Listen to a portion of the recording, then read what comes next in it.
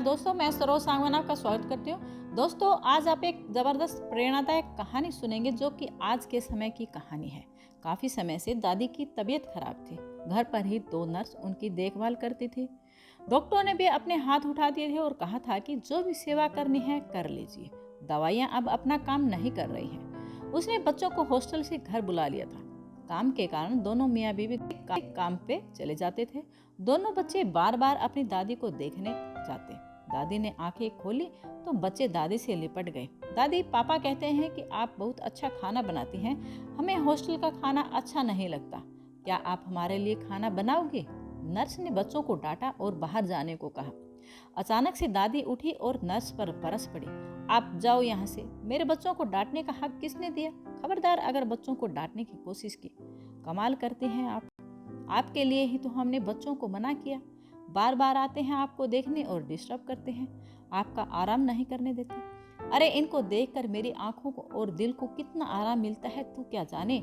ऐसा करो, मुझे जरा नहाना है। मुझे बाथरूम तक ले चलो। नर्स हैरान और अवाक थे।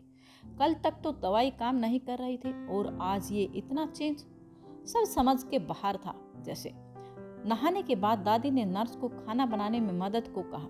नर्स ने पहले तो मना किया, फिर कुछ सोचकर वह मदद करने लगी। खाना बनने पर बच्चों को बुलाया और रसोई में ही खाने को कहा। दादी, हम जमीन पर बैठकर खाएंगे और वो भी आपके हाथों से। मम्मी तो टेबल पर खाना देती हैं और खिलाती भी नहीं कभी। दादी के चेहरे पर खुशी थी। वह बच्चों के पास बैठकर उन्हें खिलाने लगी। बच्चों ने भी दादी के मुंह में निवाले दिए। दादी की आंखों में आंसू बहने लगे। दादी, आप रो क्यों रही हैं? दर्द हो रहा है क्या? मैं आपके पैर दबा दूं? अरे नहीं, ये तो बस तेरे पापा को याद करके आ गए आंसू। वो भी ऐसे ही खाता था मेरे हाथों से।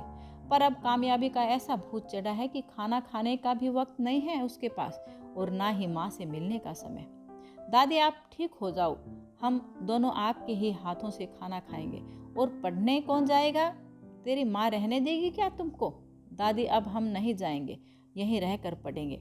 दादी ने बच्चों को सीने से लगा लिया। नर्स ने इस इलाज को कभी पढ़ा ही नहीं था जीवन में। अनोखी दवाई थी यह, अपनों का साथ हिलमिलकर रहने की। दादी ने नर्स को कहा, आज के डॉक्टर और नर्स क्या जाने कि भारत के लोग 100 साल तक निरोगी कैसे रहते थे। छोटा सा गांव, सुविधा कोई नहीं, हर घर में गाय, खेत में काम, कुएं से पानी लाना, मसाले कूटना, अनाज दलना, दही बिलोना, मक्खन निकालना, एक घर में कम से कम 20 से 25 लोगों का खाना बनाना, कपड़े धोना, कोई मिक्सी नहीं, कोई वॉशिंग मशीन या कुकर नहीं, फिर भी जीवन में कोई रोग नहीं, मरते दिन तक चश्मे नहीं और दांत भी सलामत। ये सभी केवल परिवार का प्यार मिलने से ही होता था। नर्स तो यह सुनकर हैरान रह गई और दादी दूसरे दिन ठीक भी हो गई। आइए बने हम भी दवा ऐसे ही अपनों की। हम हमारे अपनों को प्यार, स्नेह, प्रेम, सम्मान और समय रूपी दवा देकर स्वस्थ रखें। तो दोस्तों, आपको ये कहानी कैसी लगी कमेंट करके मुझे बताना। यदि आपको अच्छी लगी है तो प्लीज़ इसको लाइक करके शेयर कर दें और चैनल को सब्सक्राइब करके बेल को जरूर प्रेस कर दें ताकि आपको आने वाली हर वीडियो का नोटिफिकेशन मिलता रहे और आप ऐसे ही प्रेरणादायक और रोचक कहानियाँ सुनते रहें। वीडियो देखने के लिए मैं सरोज सांगवान आपका धन्यवाद करती हूँ।